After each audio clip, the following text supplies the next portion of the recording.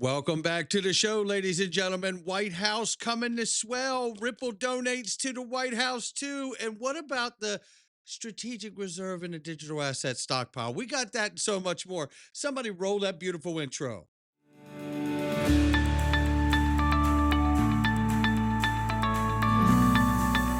Digital Perspectives with Brad Kimes. Come on in.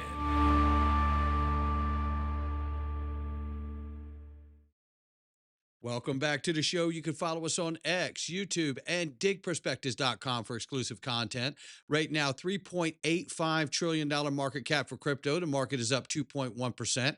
Bitcoin now 111,400 plus. Yesterday, 108. So we see Ethereum 3,900 plus, and XRP still at the number 5 spot, 248. We're up 4% on the 24. We're up 11.7 on the 7-day. Might want to remember that one. Things are turning. Ranging between 238 and 248. We'll keep an eye on it. Let's start right here. Ladies and gentlemen, he's back. Don't call it a comeback. He's been here for years. It's Mr. BXRP, baby. Give him a follow at Mr. BXRP589 on X, or give him, on YouTube, excuse me, or give him a follow at XRP Mr. on X, I should say. So both channels, you want to follow him on YouTube. He's back. Don't call it a comeback. I'm telling you, you're going to love his content. Make sure you give him a follow. This is where we start this morning here, ladies and gentlemen. It is Treasury Secretary Scott Bessent. He says America's golden age is underway and the best is yet to come. And I think we're going to touch on some of that in just a moment. One of which points is this: crypto czar David Sachs, bipartisan crypto market infrastructure legislation will pass this year. We reported that yesterday. Love knowing it's still on track. Here's Brian Armstrong with another clip of how bullish he is that it's going to get done this year. Hey everyone, Brian Armstrong here. I'm back in DC, and even though the government is shut down, the Senate is working hard on getting market structure legislation passed for crypto, which is great to see. I attended some meetings this morning with both the Senate Dems, the Senate Republicans, and I'd say they're 90% on the same page. There's draft text being shared back and forth between both parties. Both sides want to get this done. That last 10%, there's a couple remaining issues open, like, for instance, DeFi. We want to make sure that we're pushing to protect DeFi and all the innovation potential that can have, and that the centralized intermediaries in crypto, like Coinbase, should be regulated, not the protocols. And then, of course, we're making sure to preserve stablecoin rewards for you as well. The big banks are coming for their cash grab, trying to block that, even though it was just recently decided in the Genius Act, which just recently became law. We're not going to let them relitigate that. So with these last few issues getting wrapped up, we're hoping to see this bill come out of committee by Thanksgiving. That would be a great outcome. Fingers crossed. We're going to keep showing up for your rights, and we'll keep you updated. Thanks. There you have it right there. By Thanksgiving, it should come out for markup here to a floor vote, basically, right? Now let's hear from Senator Lummis about the plans not only for the market infrastructure bill, but what about the strategic reserves in the stockpile? Take a listen. I want to make sure we enact market structure. I think that's the most important of the pieces of legislation we're dealing with now. Tim Scott tells me, and he has a good political instinct. You know, sometimes you're so close to these issues, you don't have as much awareness of where other people are. And Tim Scott has told me, Cynthia, you know, let's do market structure. Let's talk about a Bitcoin strategic reserve next year. And you need to just sequence yourself in a way that is allowing people to catch up with you, so to speak. So there you have it. Strategic reserve stockpile in 26 is what we're looking at here. Now, here's one of the things that I push back on with Senator Lummis. Among the fact that, you know, I would love to hear her talk more about digital assets broadly than just Bitcoin. But nonetheless, take a listen.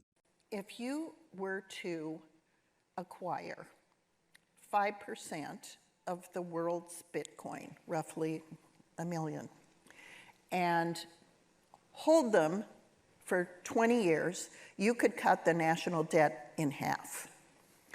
And so I view a Bitcoin strategic reserve as a means to address the national debt. And because our bill would allow the US to acquire Bitcoin for that purpose without using new borrowed money to do it, it's just taking existing assets that we have that are undervalued and applying them to Bitcoin, which is over a 20-year period going to increase in value.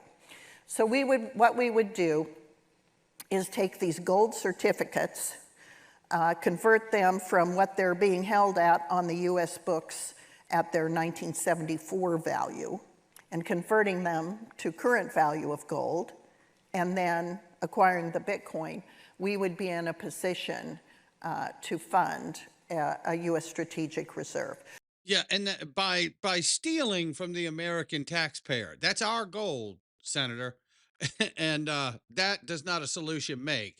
However, even though that's a bad idea, the conversation is opened up here. Let's pay down the U.S. debt without taking from the U.S. taxpayer. Let's introduce U.S. digital asset bonds for U.S. domiciled assets. And I believe that Bitcoin was a government created asset, and I know they'll never tell us. But the reality is you can call it a U.S. domiciled asset if a three-letter agency made it. This way you can revenue share with the taxpayer while gathering digital assets the U.S. government will use for the next 150 years in a strategic and digital asset stockpile reserve. And we don't take from the taxpayer, no cost to the taxpayer, no theft of our gold to make it happen either. That's a more sound angle, I believe. Nonetheless, now let's look at this. Ripple XRP listed one of the several donors funding the Whitehouse ballroom that's being redone. Loving that. And then we have here, obviously, Coinbase, Ripple, Tether, and Winklevoss twins are among the crypto donors for the President Trump's White House ballroom that he's renovating. And here you can see the long list. I'm not going to read them all for the donors there. And obviously Ripple down here in the bottom left, right? So there you have that.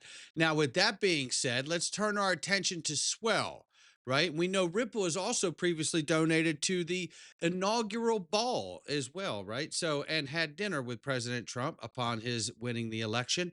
So here we see turning our attention to Swell, and you'll find out how that ties into the White House in just a second. Fidelity will be a featured speaker at Ripple Swell 25. And we see Fidelity is also obviously one of the world's largest asset managers with 6 trillion AUM, is now offering spot Solana trading and custody. Now, this is pretty remarkable because this is a traditional financial firm offering trading and custody, right? I mean, this is pretty crazy, right? I mean, you know, this is what we've been waiting for, and this is about to happen in mass. And I think not too long from now, you're going to even see opportunity for staking and all of that kind of stuff happen on these platforms. So this is opening up quite nicely. Now, continuing to look at Ripple Swell, which is November 4th and 5th, and you have to apply if you want to, if you're interested in attending, see if your application is accepted. But nonetheless here, just going down the list, the speaker lineup at Ripple Swell, New York, Wall Street, New York, right? You know, let's keep that in mind. Executive Director and President's Council of Advisors for Digital Assets. Yes, that's right. This has been recently added, ladies and gentlemen. We'll go down that in a second. The White House is coming to Swell. We'll talk about it in a second. NASDAQ, BNY, Kraken, Franklin Templeton City, BlackRock, heard of them, Fidelity, Bitwise, Robinhood, JP Morgan, Hidden Road, MasterCard, Gemini, CME Group, G Treasury, DBS Bank, Evernorth, Coinbase, Bloomberg, Blockchain Association, Amina Bank, CoinDesk, Chainalysis, CoinDesk, MoonPay, Securitize, and more. And Securitize is going to be going public with a SPAC. Yeah, and it is, in fact, Patrick J. Witt, who replaced Bo Hines, who came from the Pentagon and DARPA and all of that.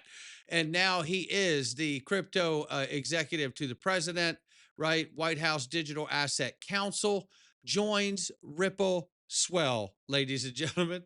That's where we are today. And I tell you what, I'm super excited about it. This, to me, all of this is like it's a matter of timing, right? Like right here, while we're waiting for the market infrastructure bill to pass, which they're now saying gets a markup by Thanksgiving, which means it should be passed by December, right? So, wow. you know, wow. I mean, this is pretty remarkable. This is the stuff that's going to send Bitcoin maxis just, I mean, absolutely sideways. I tell you now, prepare for the FUD. Prepare for the XRP FUD and the Bitcoin maxi attacks, ladies and gentlemen. That's where we are on this day. And you know what?